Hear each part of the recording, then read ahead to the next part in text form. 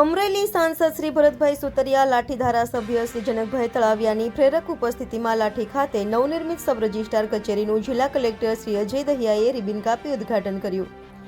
લાઠી તાલુકાના અરજદારોને જમીન, મકાન, દસ્તાવેજ નોંધણી સહિતની કામગીરીમાં સરળતા સાથે ઉત્તમ સુવિધા મળશે.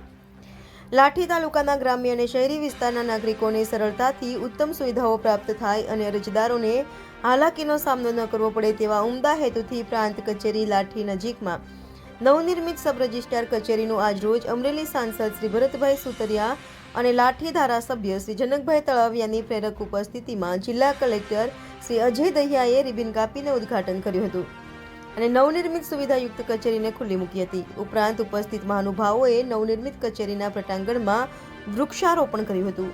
Reporter Sanjay Vaghela, Gujarat crime news, Amreli.